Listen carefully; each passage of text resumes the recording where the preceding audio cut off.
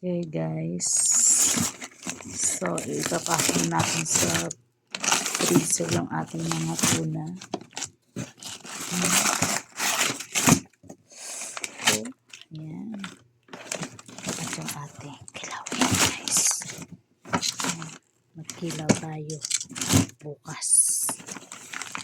Tapos meron tayong, oh my god,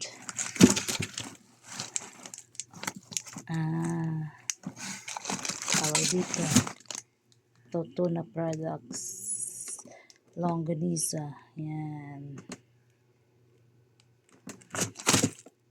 So yun guys, ang dami nating isda ulit. Tuna from Jensen. Yan.